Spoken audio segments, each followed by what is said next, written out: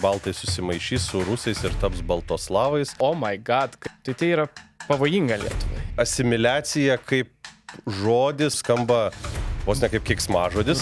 O tai ką mokėjimas geresnis lietuvių kalbos gali tau atnešti? Kokia tavo nuomonė apie užrašus Lietuva lietuviams?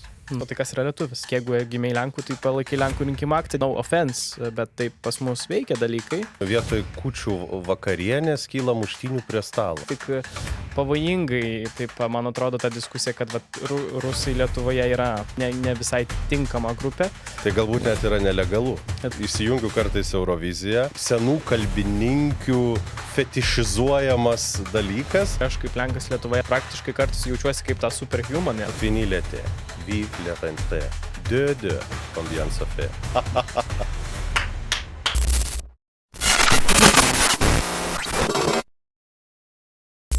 Sveiki, su jumis Laisvės partijos podcastas Be triukšmo ir aš Vytautas Mitalas.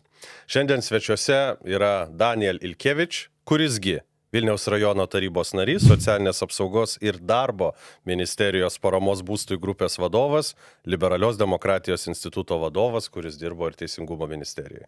Labas, Daniel. Sveikas, Vytautai. Vilniuje vienas plakatas keičia kitą, nuo Lietuva lietuviams iki Vilnius visiems ir tada Vilnius visiems lietuviams ir atrodo, kad šitos temos neišvengiamai tampa visuomenėje aptarinėjimomis temomis vis labiau ir per rinkimus visuomenę skaldančiomis temomis. Tai šiandien šnekėsime apie tai ir ką galim padaryti, kad Vilniuje ir Lietuvoje visi susišnekėtume bendra kalba, o žmonės neieškotų kažkokių tai radikalių atsakymų į šiuolaikinėje visuomenė aptarinėjimus klausimus. Tai šiandien eteryje Lietuvos Lenko istorija. Pabandysime atskleisti, kokia jinai yra. Mes turime tokį žaidimą, kuriame kviečiam svečią sureitinguoti dalykus nuo 1 iki 10. 1 yra tas, kur svarbiausias, o 10 yra, kuris mažiausiai svarbus. Kas labiausiai gali padėti gerai išmokti lietuvių kalbą ateityje. Tai kadangi tu nežinai, kokie bus visi 10 dalykų, tai turėsi iš nuojautos durstyti pirštu, bet mes dėl to apie tai pasišnekėsim, bus įdomiau. Tai pirmas dalykas yra TikTokas ir Reelsai. Kaip svarbu, tu manai, būtų žiūrėti TikToką ir Reelsus lietuvių kalba ir iš to kažką išmokti? Bet didesnio komentaro, sakyčiau, koks 9. 9, prie galo. Supratau. Ir man taip atrodo. Antras dalykas – draugai lietuviai. Čia matyt kažkoks tai Palanga ar kažkas. Pasakyk, ką galvoju. Tai draugai lietuviai labai padeda, arba mokytojai lietuviai mano atveju, tai sakyčiau, kokie antroje vietoje solidžioj tikrai. Antroje vietoje, ok. Šiaip man irgi taip atrodo. Trečias dalykas yra mokykla. Čia yra Gabės kokie nepalakčio, Čia tikriausiai yra Žemynos progimnazija, nuimtas pavadinimas, aš matau, mūsų operatoriai tą padarė. Kažkokia sena nuotrauko gal ir ne. Tai gerai, tai gera mokykla ir lietuviška mokykla? Mokykla apskritai, kiek jinai gali padėti? Aišku, kad gali, mokykla tikriausiai yra tas didžiausias potencialas, ar ne, iš kur mes gaunam žinių, tai jeigu tos žinios yra geros apie kalbą, tai matyt mokykla ir turėtų atsidurti šitam reitingavime kokiai pirmoji vietoj. Pirmoji vietoj. Mokykla yra pati svarbiausia. Ketvirtas dalykas, kurį mes turime, tai yra darbas lietuviškoje aplinkoje. Vyksta pasitarimas, kaip šventinio Bankucheno dainoje. Kokioje nors oficialį stiklainėlį. Taip, ir vyksta lietuvių kalba brainstormas. Šiaip tai būčiau jau gal šitą dėjęs dabar į pirmą vietą, bet kadangi jį yra užimta, tai dėkim į trečią.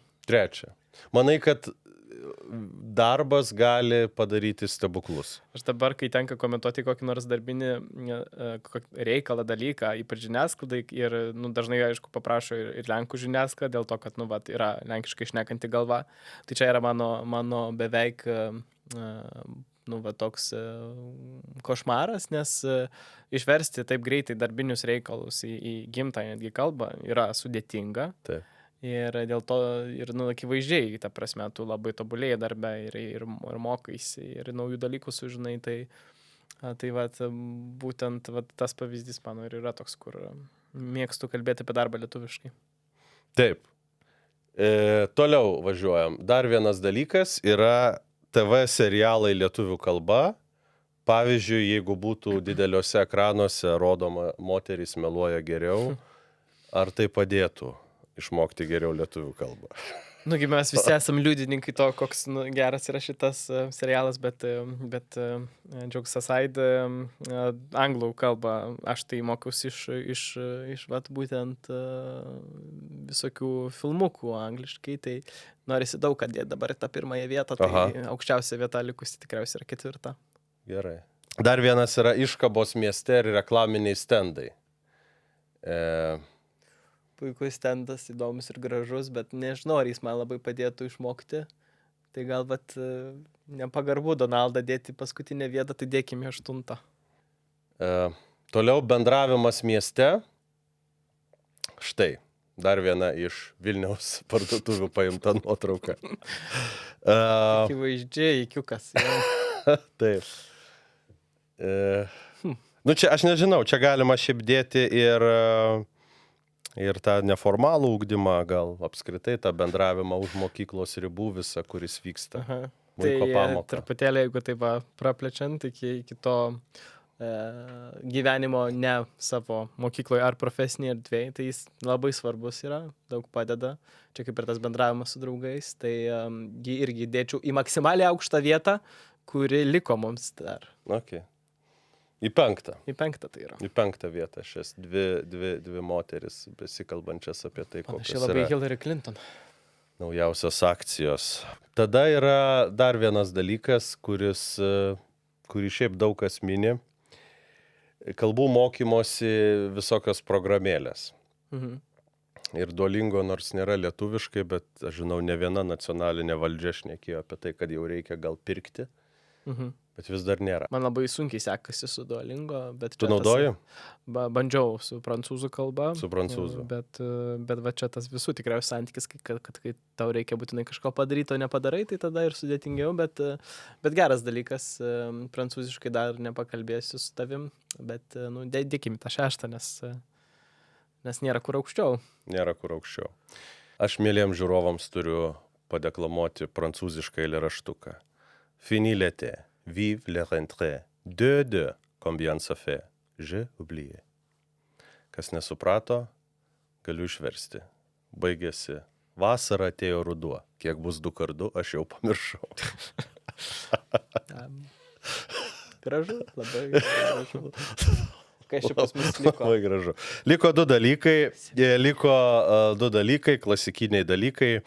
Vienas dalykas yra kalbos kursai. Štai, kalbos kursai, kurie gali būti visokie. Ar atskleis iš karto į paskutinį? Ne, aš manau, kad šitą reikia dėti aukščiau negu paskutinį, bet paskutinis irgi įdomus. Galėsim po to gal apkeisti, jeigu norėsi. Tai aš pritariu. Kaip tu manai, ar tu tiki kalbais kursais? Šitas gal turėtų būti top 5, o kalbiniai kursai, tai vat, kalbant apie tą integraciją, tai labai gerai yra, nes Duolingo tai gali vakare nepasidaryti, o čia taip, jeigu jau įsipareigoji nueiti, tai gal nueisi. Sumoki pinigus, galbūt net. Taip, galbūt net. Galbūt net, taip, prašau. Tai dedam ten, kur dar liko laisvos vietos. Tai matyti, su prancūzų reikia taip ir daryti. Taip. Ir paskutinis dalykas, tai yra įstatymai. Štai yra įstatymų krūva. Ir, čia pastoviai, kalbant apie kalbą, atrodo, kad būna tokių žmonių, kurie taip kai kurios deklaratyvius įstatymus sugalvoja. Kiti sugalvoja neblogus įstatymus ir jie iš tikrųjų pakeičia gyvenimą. Tai čia vat aktualus gal ir tas pavyzdys su tautinių mažumų įstatymu, ar ne, kuris realiai numatė pagrindinės teises tautinių mažumoms, bet ir apskritai buvo toks labai svarbus pripažinimui, bet ir teisinėm apsaugom. labai sunkiai skynėsi, ar ne? Pats kiek matėjai, kiek diskusijos vyko, tai čia 14-15 metų galima skaičiuoti, kiek ir toj pačioj valdančioje daugumoje įsime turėjom Lenkų rinkimų akcijos, bet dėja nepavyko su tokiais prioritetais praeiti, tai čia tik praeitą kadenciją, jau reiktų sakyti 18 vyriausybės, tai čia dar prieš praeitą pavyko jį įteisinti ir taip pat su originalia asmenvardžių rašyba. Tai, aš dabar džiugiuosi pamatęs, kad jau kolegos ar mano gali užrašyti vardą ir pavardę originalo kalba. Ir tai, man atrodo, kaip sakyti, yra geras labai jiems, ar ne, toks identiteto pripažinimo aspektas. Bet jis taip ir pakeičia labai kasdienybę. Kai kalbam apie mokymąsi, tai įsivaizduoju, tai dar konkrečiau per programas, per įsipareigojimus liečia. Tai kertinis matyti dalykas, kad reguliacija būtų tinkama, tai tikrai ne 10 vietoj, bet galim tikėtis, kad tas sąrašas yra kažkoks ilgesnis ir 10 yra premium vieta, bet šiaip matyti tikrai turėtų atsidurti kažkur ir top 5, jeigu čia būtų galutinis sąrašas. Tokiu būdu mes turim 10 priemonių, kurios gali padėti išmokti lietuvių kalbą. Jų yra ir daugiau. Eurovizijos žiūrėjimas, pavyzdžiui, o dabar pasikalbėkim truputį detaliau apie viską. Ir Asilui aišku, kad reikia saugoti žiniasklaidos laisvę. Ir Asilui aišku, kad reikia rūpintis Lietuvos saugumu. Ir Asilui aišku, kad reikia puoselėti meną ir kultūrą. Todėl ir Asilui aišku, kad GPM geriau skirti tiems, kurie stiprina Lietuvos demokratiją. Pavyzdžiui, partijai Laisvė. Skirk 0,6% gyventojų pajamų mokesčio partijai Laisvė. Taip, tai esi baigęs tautinių mažumų mokyklą Vilniuje, Naujojoje Vilniuje, Juzefo Ignaco Kraševskio gimnaziją. Kaip sekėsi tenai, Daniel? Gali reflektuoti? Tai patirtis mokykloje yra labai įvairi, nes jį yra tokiam labai įdomiam kontekste ir įvairiam. Viena vertus atrodo esi sostiniai Vilniuje ir kai augau, kai buvau tose pradinėse, atrodė, kad čia čia mes esam šalia sostinės, ta mokykla sostiniai, bet iš tikrųjų aš kartais jutausi tokio didžiuliai izoliacijai, dėl to, kad mes vadindavom miestą kaip kažkokį kitą darinį, išvažiavus iš už mokyklos ar iš už rajono mūsų ribų. Ir ta patirtis tokia ir yra labai, labai įvairi. Aš jos šiandien nepavadinčiau pozityvia visiškai ir dėl kelių aspektų. Dėl to, kad labiausiai ta izoliacija, ji yra iš tikrųjų dalis gyvenimo tavo kaip tautinių mažumų mokyklos moksleivio. Nepriklausomai nuo to, ar tai yra labai gera mokykla, ar labai prasta mokykla. Dėčiau Saviškę kažkur per vidurį. Tai kai kalbu apie tą izoliaciją, tai kas čia per toks raktažodis į ką? Labiausiai matyti į kalbinį barjerą ir kita vertus į vertybinį barjerą. Nes reikia matyti suprasti, kad kuo skiriasi kitos mokyklos. Ar tik tuo, kad ten yra daugiau pamokų, kita kalba, ar kad ten geografija yra dėstoma mano atveju Lenkų kalba, tautinių mažumų mokyklų ten ta kalba.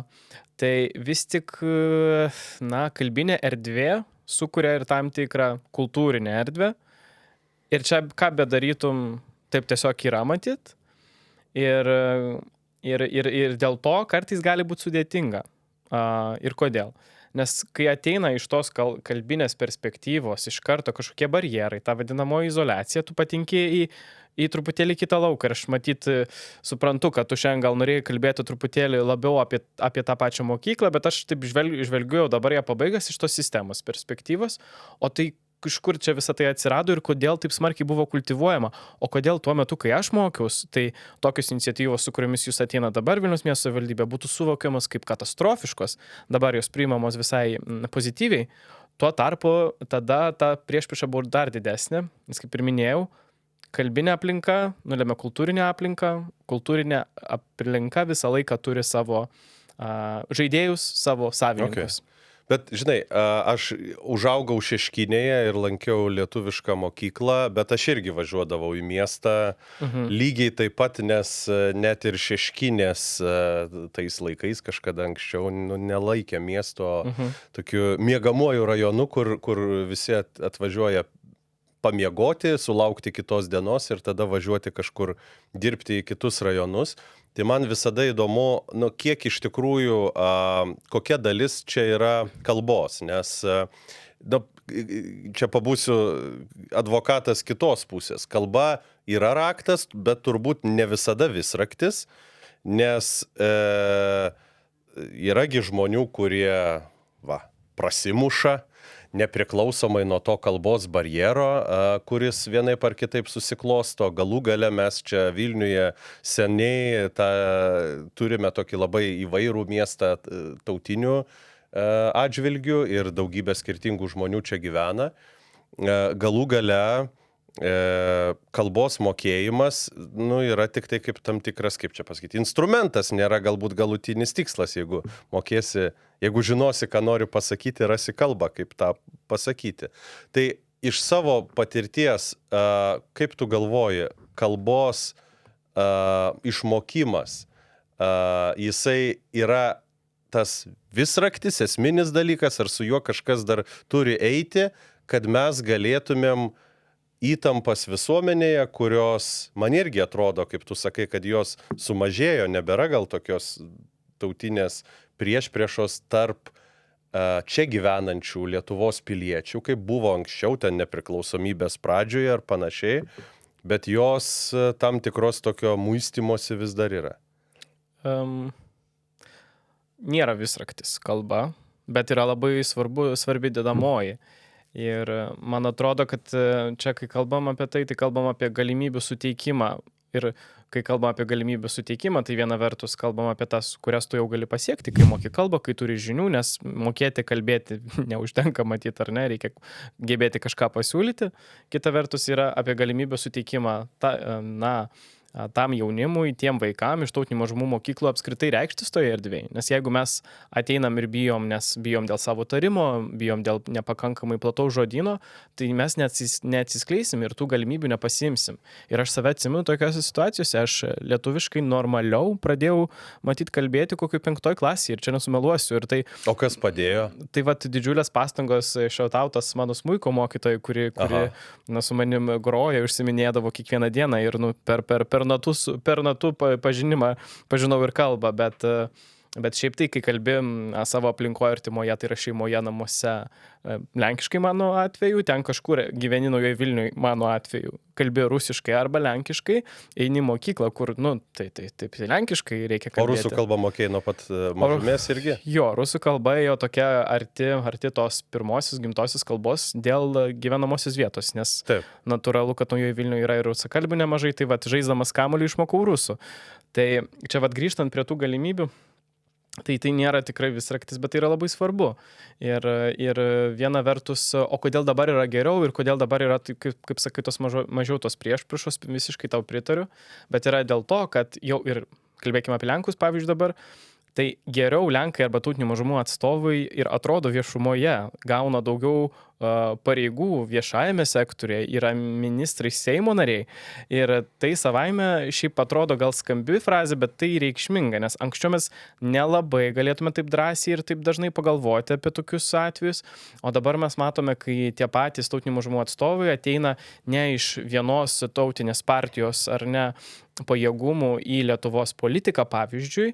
Ir tai irgi nulemia tai, kad mes tos žmonės pradedame matyti profesionalų šviesoje, intelektualų šviesoje. Ir viskas prasideda nuo to, ar mes galim juos turėti prie to pačio stalo. Tai prie to pačio stalo reikia mokėti susikalbėti. Tai čia basicas, kokios temos bepaimtume kokią temą. Tai vis dėlto tos galimybės prasideda anksčiau negu vėliau. Galimybės nėra tik tos pasiemamos galimybės ir tos, kurios suteikiamos, kad galėtum jas pasiimti. Tai pakalbėkim apie rusų ir lenkų tautinės bendrijas, tautinės mažumas Lietuvoje. Rusų mokyklos, bent jau Vilniuje, skiriasi nuo lenkakalbių mokyklų, nes į jas atėjo po Kremliaus invazijos pradžios į Ukrainą nemažai atvykusių žmonių, kuriems paprasčiau buvo tęsti mokymasi rusų kalba, bet kartu, kalbant apie jų ateitį, tai ta ateitis, tarkime, studijos ar panašiai, jo yra yra visiškai kitokie negu kad lenkiškai kalbančių Lietuvos piliečių ir apskritai žmonių, kurie gali nuvažiuoti į Krokuvos universitetą, seniausia šiame regione, ar ten dar kažkokius gerus universitetus ir tada siekti savo išsilavinimo ir grįžti. Turi tokių pavyzdžių savo artimoje aplinkoje? Aišku, tai pas mus taip visą laiką jau žinodavom po vidurinės mokyklos, kad arba lieki čia, vadinasi, asimiliuojas ir, maždaug eini į lietuvių universitetus, arba važiuoji siekti to, tokio irgi visai neprasto išsilavinimo Lenkijoje. Ir po to klausimas didžiulis, ar grįžti, ar lieki ten. Kai sakau ten, tai dažnai Lenkijoje. Bet šiaip tai čia toks off-topikas. Nežinau kitos valstybės pasaulyje, kur galėtum pradėti iki mokyklinį ūkdymą tautinių mažumų kalbą ir baigti aukštąją mokyklą irgi tautinių mažumų kalba. Mūsų atveju, Vilniaus atveju yra lenkų kalba, nes čia gali sėkmingai eiti į darželį ir baigti universitetą lenkų kalba, pilnai. Taip, yra filialas Balstogės universiteto, taip? Daugiau nėra turbūt. Man atrodo, čia vienas šitas atvejis iš tikrųjų, jo. Bet nuo iki mokyklinio iki universiteto. Tai žodžiu, tai tas bet kokiu atveju ES sutartys ir buvimas bendroje ES erdvėje lenkiškai kalbantiems vaikams atveria visiškai kitokias galimybės, tuo tarpu rusiškai kalbantieji ir baigę mokyklas, jie atsiremia į tam tikrą sieną, nes nei į Maskvą, nei į Sankt Peterburgą, nei į Minską, ne tik, kad nenuvažiuos, bet ir labai nerekomenduoju važiuoti, net jei yra galimybė. Ir tai natūralu yra mūsų tema, kuri kertasi su saugumo interesais. Tai kaip tau atrodo šiuo atveju, ar nėra taip, kad truputėlį kartais, kaip tu pats jautiesi, kai, sakykime, taip ir lenkiškos mokyklos yra vienoj grupiai su kitom tautinių mažumų mokyklomis. Čia reikia kažkokį skirtumą daryti. Nežinau, ar reiktų skirtumą daryti.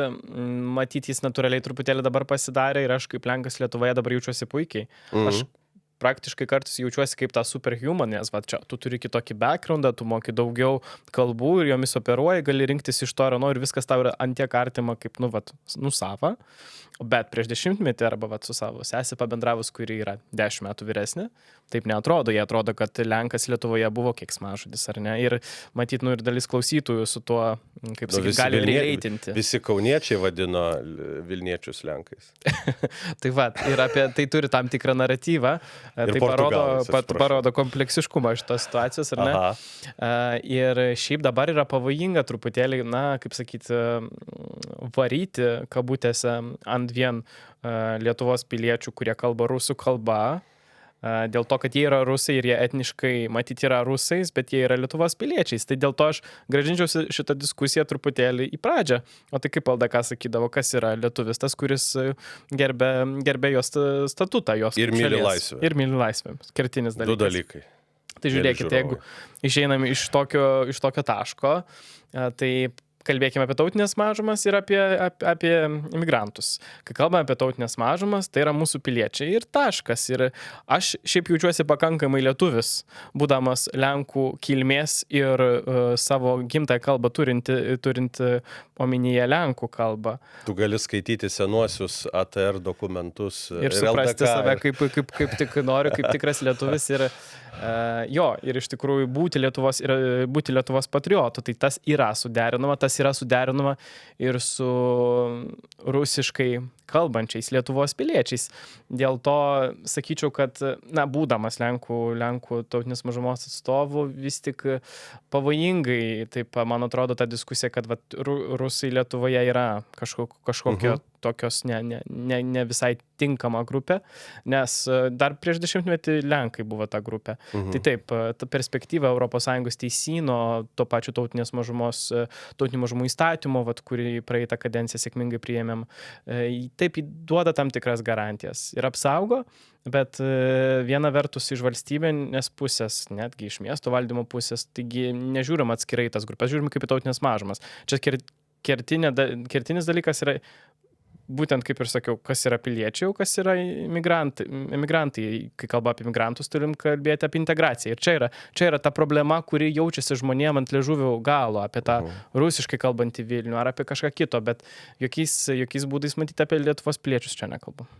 Būtent dėl to mes Vilniaus mieste pradėjom veiksmų planą drąsiai lietuviškai, kad kiekvienoje mokykloje, kurioje mokosi tautinių mažumų vaikai, būtų galima geriau kalbėti lietuviškai ir mes jiems padėtume tai daryti, suteikdami nuo metodinių priemonių iki ten visokių konsultacijų ir galų gale patiems mokytojams papildomų pamokų, nes puikiai pamenu vizitą į vieną mokyklą, kurioje tai bibliotekininkė supratau, kad kadangi lietuviškai nemoka, tai mane angliškai pradėjo kreiptis ir tai ta mokykla buvo rusakalbė. Supratau, kad kažkaip nenorėjo atskleisti šito savo būdo bruožo, dėl to bandė primaskuoti pasakodama apie Šekspyrą angliškai. Tai ir iš tikrųjų turiu pasakyti, kad patys mokytojai, jie yra išsiilgę pagalbos, nes dažnai tautinių mažumų mokyklose lietuvių kalbos mokymas buvo suprantamas kaip lituanistų rūpestis. Tai jūs čia turit tą pamoką, tai eikit ir išmokit, o tada visas gyvenimas vyksta kita kalba. Ir kaip tu pats paminėjai, dažnai tokie dalykai kaip neformalus ugdymas, kažkokie būreliai gali tapti vieta, kur žmonės prasilaužia.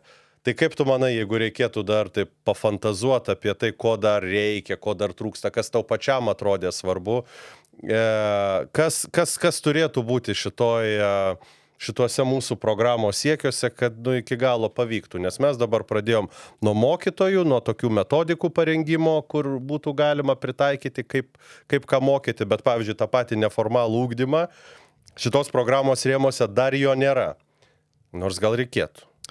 Tai aš, žinai, man sunku būtų vertinti ten pavienių programų tikslingumą. Viena ar kita kalba, tas labiau matosi ateinant iš mokyklos perspektyvos ir kaip ten vienas arba kitas dalykas sekasi. Ir čia labai, ta gera iniciatyva, kad jūs ateinat ne vien aiškinami, kaip reikia daryti, bet ir turite tokį modus operandi, kad jūs kalbatės ir atnešat know-how ir kartu investuojat ne tik į mokinius, bet ir į mokytus. Tai čia savaime tas besimokant ir veikia. Geriausio recepto atradimas. Bet tu paminėjai tą pavyzdį iš bibliotekos rusiškoje mokykloje. Tai tau prie mikrofono gal taip nedera arba nepatogu sakyti, bet aš galiu sau leisti. Taip neturėtų būti. Taip neturėtų būti Lietuvos mokyklose, kad kažkas nekalba valstybinė kalba.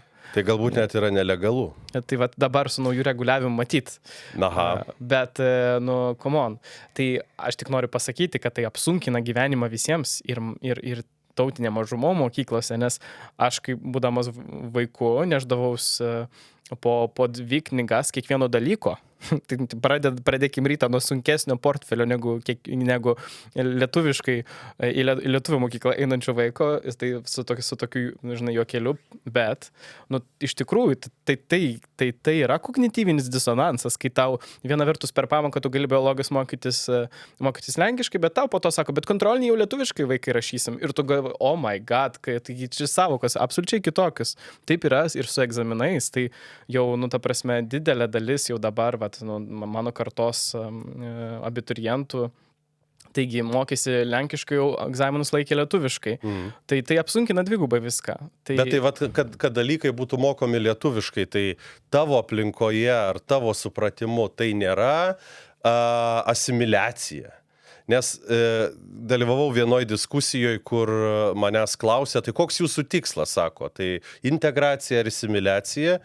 Ir iš tikrųjų, nors toje diskusijoje, kai aš pasakoju apie šios programos rėmus, pusė dalyvių tautinių mažumų narių labai aiškiai linksėjo man pritardami, bet moderatorė bandė truputėlį pagauti mane ant asimiliacijos termino ir juo tokiu būdu kažkaip pagazdinti. Tai vis tiek asimiliacija kaip žodis kai kuriuose kontekstuose tautinių mažumų skamba vos ne kaip keiksmažodis, tai skamba baisiai. Tai skamba taip pat baisiai kaip tie plakatai dabar, ar ne? Kaip tie plakatai. Virš tiltų Lietuva lietuviams. Bet tai yra žiauriai sutirštinimas visko. Taip.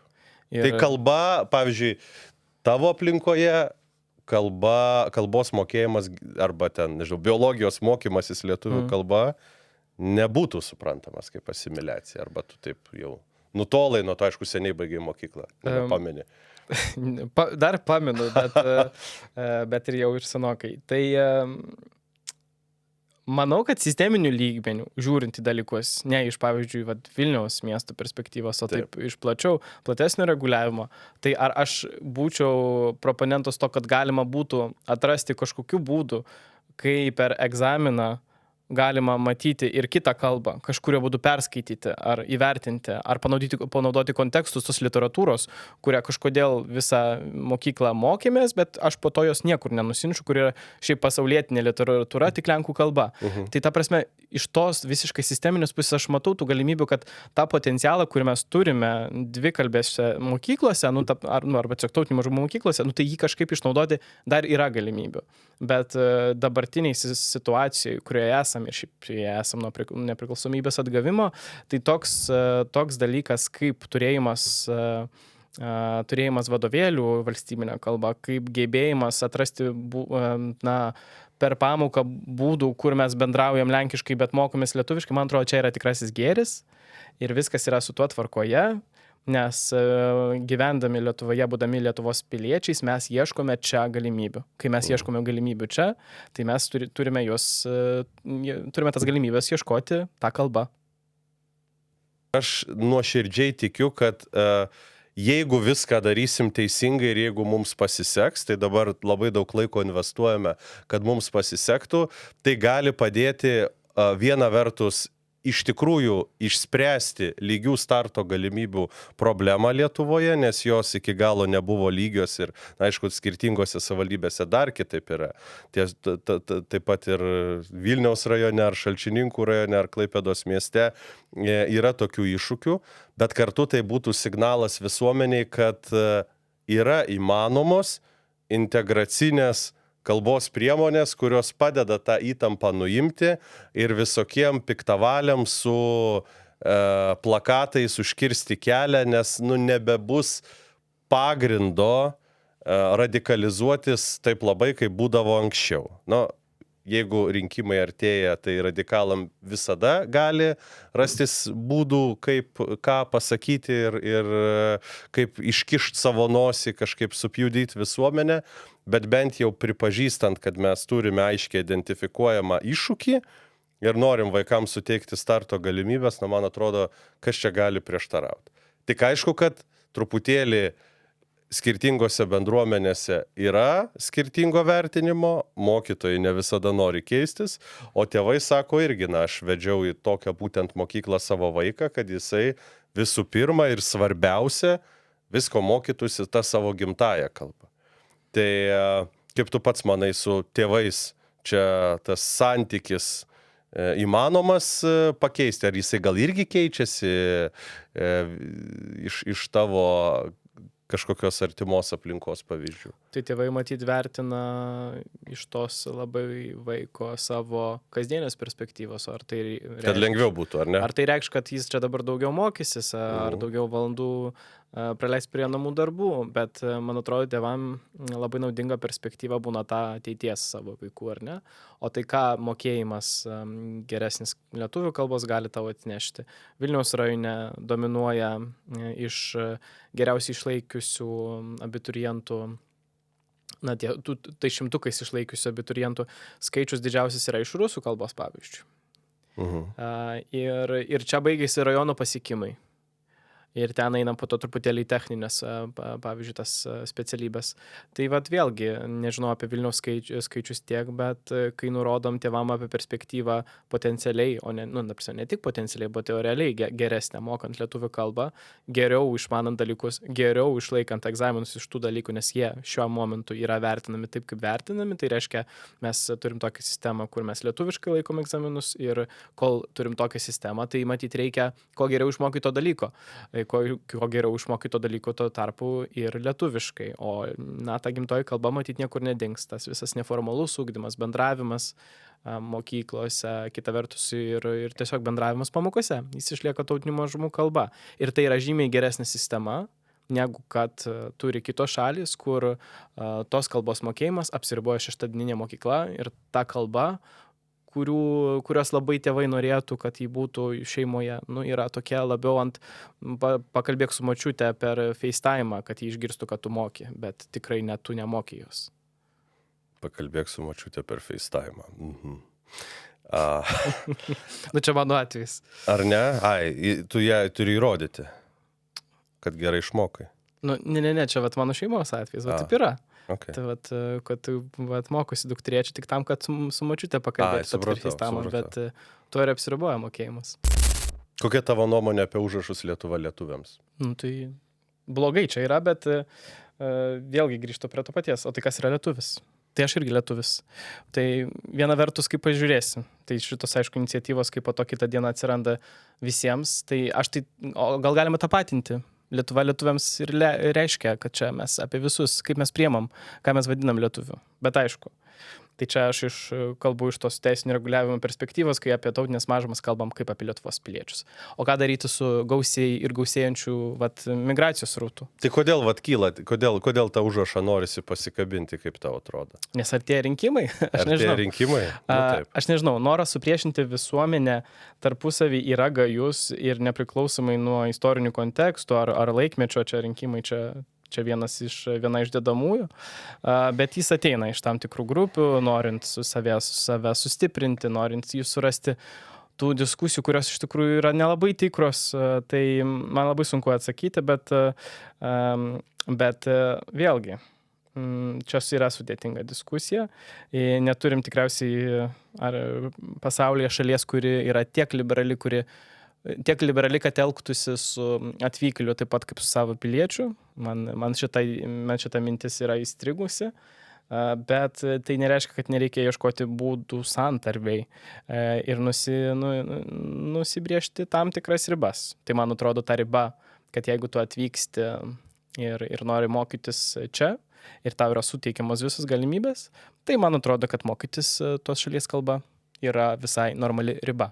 Kitaip tariant, tu turi ir atitikti reikalavimus čia atvažiuodamas, mes turime ten ir trūkstamų profesijų sąrašą ir kitus dalykus, bet kartu yra ir integracijos įsipareigojimai, kuriuos tas žmogus turi atlikti. Bet čia gal tą kažkaip sudėliota aiškiai ir yra politikų pareiga. Viena vertus, aš tai galvoju, rinkimai visada artėja ir visada tolsta praėję rinkimai ir visada artėja ateinantys rinkimai.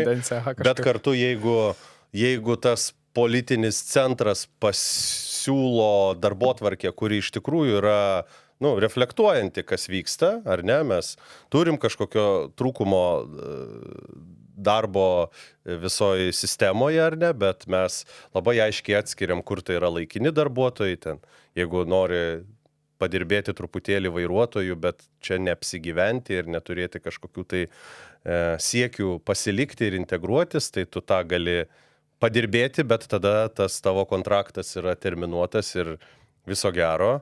O jeigu nori atvažiuoti ir integruotis, tai tam tikri kalbiniai reikalavimai, o taip pat tam tikra saugumo patikra, deklaracija, kad nesi susijęs su priešiškų šalių režimais ir po to mūsų institucijų darbas, jisai turi būti užtikrintas, kad niekam nekiltų kažkokių bereikalingų įtampų. Tai gal čia yra toksai darbo su visuomenė paaiškinimo ir tų problemų, kurios truputėlį kyla naujos, nereikia jų neigti, bet tiesiog sprendimas, kurį reikia daryti ir tada tų įtampų nebus. Matyt, ir iš tikrųjų tai dar kontekstų šitos diskusijos, tai visą laiką reikia nepamiršti, o tai kokioj geopolitinio aplinkoje esame ir kas yra mūsų kaimynai ir dėl ko tam tikros ribos mums yra labiau suprantamos, dėl ko tam tikros ribos suomiams yra suprantamos ar danams dėl saugumo. Tai ir čia ir kyla tos diskusijos kontekstas, kuriame mes turim pasakyti, toks truputėlį no offense, bet taip pas mus veikia dalykai. Ir kitas dalykas yra, o tai ką istorija išmokė, ką parodė pavyzdžiai kitų šalių, ar ne, kaip mes matom, pozityves ir mažiau pozityves integracijos sistemas Skandinavijoje. Tai kai atvažiavo žmonės ir apsigyveno vienoje vietoje, kaip pavyzdžiui Švedijoje buvo, tai mes dabar sprendžiame saugumo ir gaujų problemą. Kai nuo pat pradžių dirbama su integracija silpniau ar stipriau, tai tokių problemų paprasčiausiai nėra. Tai vat, kai tu kėlei tą klausimą dėl tikslų tavo atvažiavimo, tai čia ir prasideda kalba, nes jeigu tu iš tikrųjų nori čia kurti gyvenimą, tai tu nori pasinaudoti šitą galimybę, tai grįžtam prie tų galimybių suteikimo, mes galimybę suteikėm šitą kalbą. Bet mes tau leisim plėtoti savo kultūrą. Čia turėtų visada eiti šalia minkštieji dalykai, kartu su tais, kietaisiais, jeigu čia galim pavadinti, ar ne, bazė, sistema, bet plus. Mes priemam tave toks, koks tu esi, tai tu kultivuok savo kultūrą, ten turėk savo maisto prekių parduotuvės, whatever. Tai čia labai yra faina matyti ir, tam skirtingam Vilniui ir pamatyti ir išmokti, bet tuo tarpu, ir yra tos žaidimo taisyklės. Tai, suderinimas čia tas yra svarbus, bet nuo tikslo priklauso ir jeigu tu čia trumpai būsi, tai gal tau ir nebūtina mokytis lietuvių kalbos. Jeigu mums labai trumpai reikia tam tikros profesijos, o gal tai galėtų veikti. Tai čia viskas yra apie tų sistemų sukūrimą ir jų aiškinimą, kaip sakai, ir jo žiauriai trūksta. Jo labai trūksta, nes dabar su tom visom užrašais tais visais, ne tik matyti ant tiltų, bet jie kažkaip visuomenė būdavo ir anksčiau, ar ne, tai jie supriešina, pozityvaus kažkokio turinio, juose nėra, ta prasme nėra kažkokios idėjos, tai yra tiesiog įrankis, tai yra labiau forma, kaip tu komunikuoji tą idėją, iš kokia ten iš tikrųjų idėja behind plakato yra, nieks nežino, ir matyti ji nėra labai pati protingiausia idėja pasaulyje. Esi Vilniaus rajono tarybos narys ir tas rajonas buvo siejamas ilgus metus su Lenkų rinkimų akcijos valdymu. Dabar meras nėra Lenkų rinkimų akcijos narys, bet daugumą Lenkų rinkimų akciją turi. Kaip tu manai ir kaip tu pats matai, ką labiausiai reikia keisti Vilniaus rajone, kad gyvenimas tenai keistusi ir kaip padaryti taip, kad tas rajonas nebūtų susijęs su vienos jėgos dominavimu, gal tas dominavimas jau baigėsi? Tai matyt, rastum daug kas pasiginčytų, kad dominavimas vis dar nesibaigė. Ir aš čia taip juokingai kalbėjau su rajono vicemerė prieš šitą pokalbį. Tai va čia irgi ta indikacija, kad meto reikalai netvarkomi, tai reiškia, kad vis tik jėga yra stipri. Lenkų rinkimų akcijos Vilniaus rajone ir viskas su tuo yra tąja prasme, kad yra tikrai rinkėjas, kurį atstovauja, jis matyt turi ten būti. Kita vertus, pokalbio pradžioje kalbėjau apie kultūrinės ar kalbinės erdvės savininkus. Tai šitą politinį gal labai bijo prarasti savininkiškumą šitų erdvių kultūrinių ir kalbinių ir dėl to prarasti savo politinį relevantiškumą. Ir čia yra modus operandi šitos politinės jėgos, nes jį nori išlikti visais metodais valdžioje, sulaikydama, nenorėdama naujovių, nenorėdama daugiau lietuvių kalbos, nenorėdama nieko daugiau negu kad yra ir taip tokiame kokonėlyje esant, tu gali išlaikyti savo status quo. Ir tai yra pavojinga bet kam, bet kuriam procesui, ne tik kalbant apie politiką, kai tu užsidarai ir nereaguoji į aplinką, neprisitaikai prie kylančių iššūkių. Ar tai Lietuvai pavojinga? Tai yra pavojinga Lietuvai, nes mes murstomės vidaus skandaluose, kai galėtume galvoti apie kontekstą, kuriame esame. Tai čia, man atrodo, ir tos diskusijos pastarosios apie postus, o ne apie idėjas labai tą parodo. Grįžtant į Vilniaus rajoną, manau, kad čia šį pokytis jis vyksta, jis yra ganėtinai natūralus ir tas, kaip sakyti, pasirinkimas tarp tautinio atstovavimo, jis ir ryškėja. Jeigu mes turim Robertą Duchnevičių Lenką merą nuo socialdemokratų, aš esu tarybos narys nuo Laisvės partijos ir yra dauguma Lenkų rinkimų akcijos. Irgi Lenkų politikų ten. Tai nurodo į tai, kad iš tikrųjų atstovavimas jis neturėtų būti surišamas tik su tautybė, bet jeigu tau yra svarbi tautybė, nes tikrai yra tokių asmenų, kuriems yra, tai tautybė tavo nereiškia tavo politinio priklausomumo ir aš tas stengiuosi sakyti garsiai, nes aš buvau mokytas, kad vis tik jeigu gimei Lenkų, tai palaikai Lenkų rinkimų akciją dėl to, kad gimei Lenkų, o aš bandau sakyti, kad jeigu gimei Lenkų, tai gali pasirinkti, koks Lenkas yra tavo artimesnis, atstovauti tavo idėjas, bet šiaip, kokia politinė srovė atstovauja tavo interesus kaip Lenko. Pavyzdžiui, o ką tai reiškia? Taip reklama. reiškia tai, kad, pavyzdžiui, liberalizmas yra visai nebloga kryptis atstovauti skirtingas idėjas, nes liberalizmui niekada nebuvo svarbus tavo identitetas kaip toks, nes identitetas yra gerbiamas liberalizme ir dėl to tu ateini su 100% pajėgumu jį atskleisti. Bet čia jau nuėjom į truputėlį kitą pusę. Tai viena vertus yra geri pavyzdžiai Vilniaus rajone. Mūsų bendruomenės nariai yra tie žmonės, pavyzdžiui, kurių tėvai yra Lenkų rinkimų akcijos bendruomenės nariai. Ir tai parodo į tą poslinkį arba pokytį. Jis vyksta labai aršiai. Tai jų Velykos ir Kalėdos prie šeimos stalo gana sunkios. Būčiau tą sakęs. Girdėjau, kad kyla net muštynių. Kyla muštynių vietoj kūčių vakarienės, kyla muštynių prie stalo. Taip būna, bet matyt dėl politikos. Dėl politikos dėja, tai žiūrėsim, kokių siurprizų šitas sezonas mums atneš. Yra Instagramo Reelsas, kur yra kaip tik apie tai rodoma, kaip Giorgia Meloni pakyla prie stalo ir pradeda šnekėti, aš esu Giorgia, aš esu motina, aš esu romėnė. Ir ten parašyta, draugai sakė nešnekėti apie politiką, bet aš taip sakau. Tai gal įdėsim į šitą mūsų podcastą. La capitale d'Italia è Roma! Roma! È Roma la capitale d'Italia e vi dico di più. Roma dovrebbe essere la capitale dell'Unione Europea. Reddite žmonės visaip čia rašo visokius dalykus, kurie atrodo labai niūriai.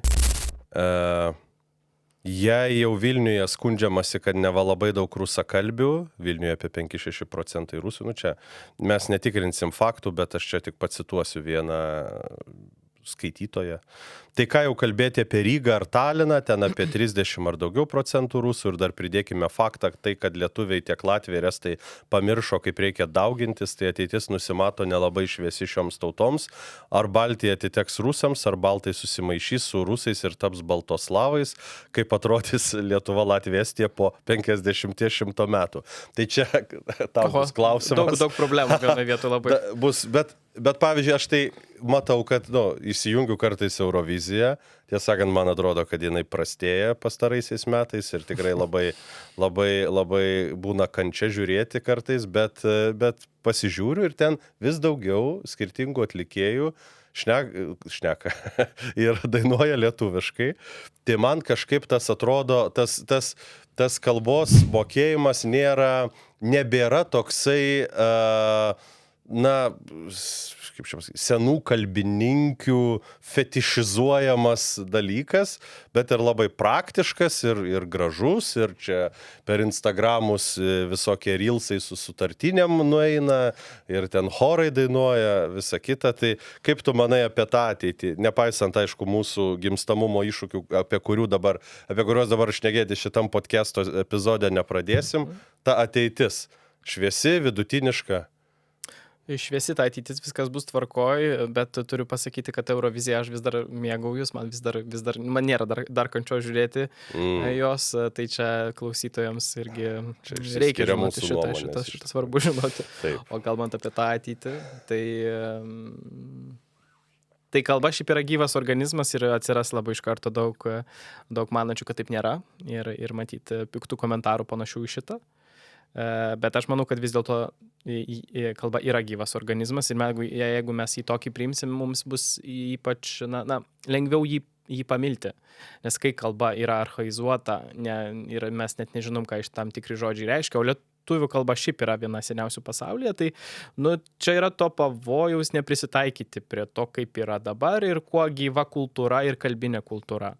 Bet kai mes šiandien turim tokias instancijas kaip kalbos inspekcija, o dar geresnius jų viršininkus, kurie aiškina, kad aiškiai žeidžianti žodžiai yra normalūs, nes jie istoriškai, lingvistiškai kažkaip paaiškinami, tai čia susiduriam su tą problemą, nes aš nežinau, kaip paaugliui ar vaikui paaiškinti, kad toks žodis yra jam jau kultūriškai suvokiamas kaip absoliučiai nenormalus, bet iš kalbos perspektyvos, gal visai nieko.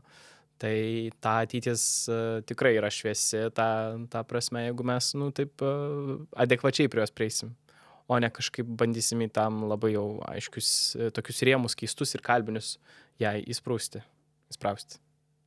Kad nebūtų su bizūnu. Taip, matyti. Stovima. vat kaip už tavęs kaktusas yra, kad tenai Pavojinga. nebūtų Valotka su bizūnu. Ačiū labai, Daniel, tau už pokalbį, o mūsų podcastus be triukšmo galite klausytis Laisvės partijos paskyrose. Iki greitų pasimatymų.